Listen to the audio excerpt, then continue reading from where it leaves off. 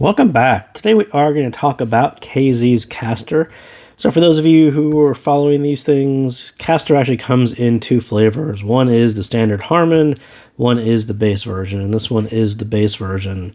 Chose that one because I have enough Harman sets and I could use a little more fun in my life, so I went with the fun base version. So here's what it looks like up close. I think they both look identical. Maybe there's a silver and a black one. I think it was the actual difference between the two, but on the side, 4 switches, and this is sort of the familiar half metal faceplate resonant on the back. So what is actually special about Castor is that it is a dual dynamic driver set. So on top, I think you have an 8mm dynamic driver, and on the bottom you have a 10mm dynamic driver, and they are sort of in line together and work quite well together. So yeah, I think as far as the base version, I think the graph pretty much says exactly what this one sounds like.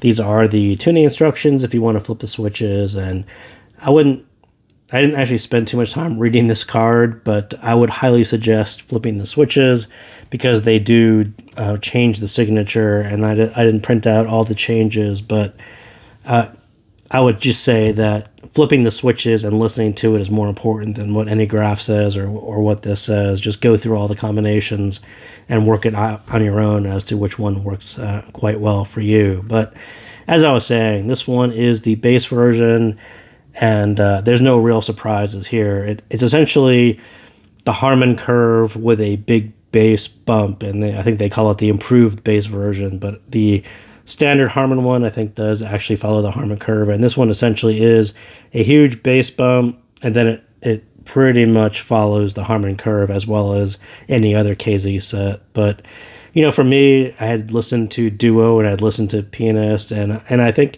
when KZ does the lighter bass sets, I think that's not exactly their wheelhouse. I think this bigger bass, a fun set, a very fun, affordable set is what they do really well. So I think those two sets were interesting, but not exactly their strength. I think their strength is sets just like this, you know, give people a very affordable, fun, big bass set that sounds balanced and will handle, you know, most genres. And I think that's exactly what KZ does well. That's exactly what Castor does well at the same time. So yep, natural fit for what KZ does and at the right price. So that was why I mostly chose the base version. So we'll walk through this kind of quickly because, as I said, it's not all that surprising. It sounds like a big bass Harman set.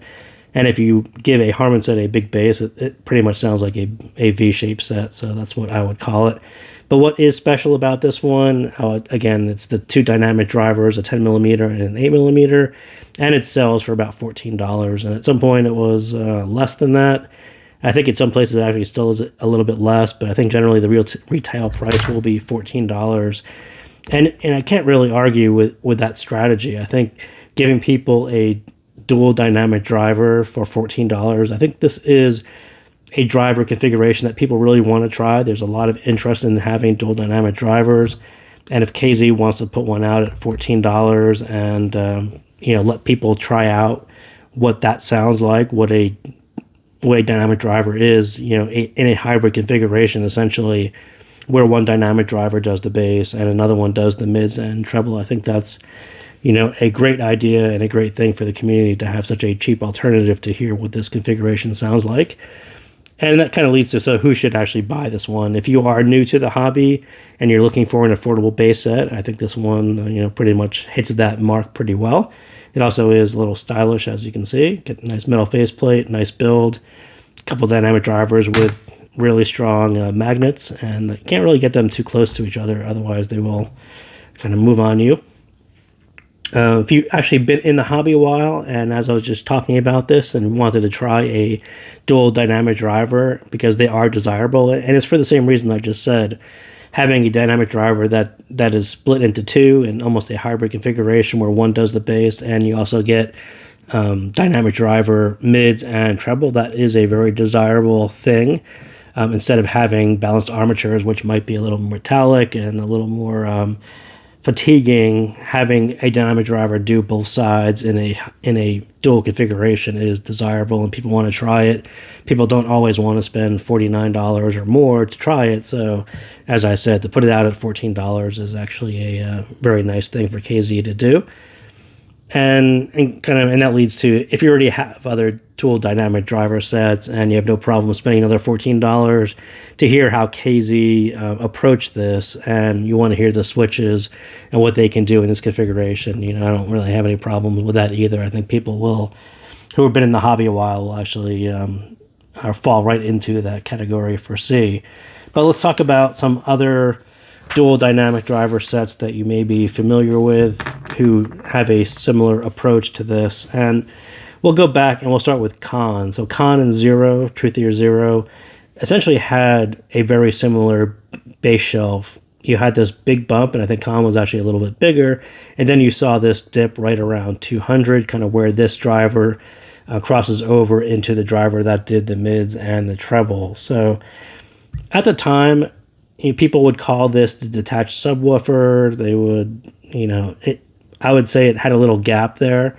There wasn't a really smooth transition from the mid bass heavy. There's a little gap here right into your mids, and it's not as seamless as having a straight across bass shelf. That little dip, I think some people noticed it, some people didn't, but I think at the time that was where the next step was going to be, was addressing the little dip. And you can see where Critical's Truthier Zero, the red version, he actually did try to address that very topic. So he did roll back the mid bass quite a bit into almost a straight reduced bass shelf, but really smoothed out, kind of get rid of this dip. So this felt like one driver transitioning, and you didn't even notice that there was one driver here and one driver here. Really smooth out that transition and make it continuous so there was no gap. You still get the advantages of having two drivers where you get a nice bass here and mids that were not affected by all the bass here. That was the whole goal between what was done in red and really smoothing out that transition and bringing this down a little bit so you didn't need that bump. So all that was his take on how to do this driver configuration in that way. So KZ, you can kind of say, well, they just really increased the bass, so it carried over a little bit. But they actually slid this transition over, I think. I think they actually slid it from 200 to 300. Maybe it's 350. So yes, it is a little bigger, but it actually arcs over into more of the mids, and that was their attempt at transitioning from one driver to the other one and have them sort of overlap a little bit more than having the gap. So yeah, I think if you have a couple dynamic driver sets already and you wanted to hear what KZ did and how sliding that over just a little bit sounds a little different, I think that is a nice thing too. But as you look into the lower treble, you can kind of see KZ really bumped this one out into a V shape. Con was right there, sort of just under Harman, which is what is a very popular thing to do, to stay right under Harman. And then red, of course, was a reduced, less shouty, really bring this down and this down. So 3 flavors, 2 dynamic drivers, just 3 different implementations of a very similar configuration. And KZ, this bass version, essentially bumps that out, tries to smooth the transition and give you a treble that can actually hang with that much bass. And that's exactly what I would say it does. So volume on this one. And let me pull this back. So I will say these 2 peaks right here, riding above the Harman curve, that's a little bit of a danger zone. And if you don't have a whole lot of bass here, if your track is a bit flat, you will hear this. And that's why I liked it at medium volume. I think medium volume, you get the nice balance of bass and not so shouty, not so in your face. If there's a lot of bass in your track, this is fine. You'll even notice it. But yeah, on some occasions, you're definitely going to notice it. And I just tended to play with the volume quite a bit, and I did like this one at medium volume. Turning it up will definitely give you a little more bass, more stage. Just blows out the treble just a little bit more, so you get a more expanded stage, and it gives you a little bit more shout, like I was just talking about. I think raising the volume beyond medium kind of gets you into that is going to be a problem on some tracks, or track dependent, as I said, especially on the bass level. But more bass on your tracks, definitely less noticeable shout, as those two will balance out each other in your ear. Sound, it's a V shape trying to be a U shape. that's sort of, if you had a U shape where there wasn't a lot of bleed into the mids, that's sort of what this would look like if it was a single dynamic driver. The way the two drivers do it, and you try to transition it so there's a little bit more of a carryover, I would say it effectively sounds a little bit more like a V shape than a hard U shape where this is really dipped down the way Con and Zero was. But it's a lot of that is dependent on what your track does, and I wouldn't pay too much attention on whether it's a U or a V shape because there's going to be quite a bit of bass there no matter what. Switches, like I just was talking about, highly advised to flip all the switches into all the configurations. I didn't have a favorite. I played with it. If I was in a mood for more bass, I would flip them. If I wanted to listen to tracks with less bass, I would flip them. This is one where I wouldn't say there was a configuration that I, said was the one. I just kind of played with it quite a bit. Bass, so this one is a yes, there is lots of bass. It's the bass version. If you're not into bass, you're probably not going to buy the bass version. There is a lot of bass kind of no matter what. But as with other dual dynamic driver sets and the crossover like this, there can be a lot of bass and there can be decent mids at the same time, like I was talking about. The whole point of this configuration is to have one driver handling the bass and another driver giving you clean mids, and the two should actually work together and have some separation, and that's the goal of this hybrid configuration of two drivers in this way. So yes, that actually does work, and it's actually pretty cool to hear. But as I was saying, on previous sets, I think KZ's dynamic drivers tend to balance fun and control. They tend to let the fun run a little bit more than the control. So this one is really no different. It's a lot of bass. It doesn't sound as big and as bloated and as boomy as you think it'll sound. There is some control there, but at the end of the day, it's just a fun, bassy set. You can't really say too much more than that. That big bump does give you a really nice punchy bass, nice groove if you're into kind of some older music, without getting that huge boom and bloat, without a bunch of control and a lesser dynamic driver. KZ has been working on dynamic drivers for a long time, and especially this year, they've sort of refined and got them tighter and tighter to really ride on this balance of fun and control, and this one is no different. So the mids, again, this one is the interesting take on the dynamic driver. In my opinion, it does have that subwoofer effect where the mids do ride over the bass. You're not getting mids that are totally crushed by that bass curve. The two drivers do work kind of in the way that you hope they would work. But along with that, it's still a V shape. You're still going to have mids that are going to be pushed back a little bit. So at lower volume, and especially they get pushed back at lower volume. If you raise the volume a bit, you get a little bit more mids, you get a little bit more bass. And on bass heavy tracks, it'll just kind of work out. It just sounds like a very bass heavy set, and I don't have any problems with that. When there isn't as much bass, that's where you're going to really play with the tips and the switches and the volume to really find where Castor sounds best for your library. Like I said, I was playing with switches, I would play with tips, I would play with sources. For a $14 set, I probably spent a lot of time tweaking and trying to figure out where it sounds best and what it can do, because it's definitely not a set that is limited to bass heavy tracks. It can actually, the dual drivers, that's the whole point of it, is they can actually do lots of things beyond bass head tracks. And this one does, but it's really the interplay of the bass and that the interplay of the bass and the 2 to 5K that'll really keep you busy trying to figure out what's the right thing for your library. So kind of a classic V shape, right? A big bass here, and then this is elevated over Harman. So if your tracks have a whole lot of here, then you don't really have to worry too much about this. If there's less of this will stand out a little bit more, and maybe you lower the volume, maybe you change the tips so this isn't as prominent. Maybe you move the switches so this is all down, but you could actually bump that up. You can actually bump this down.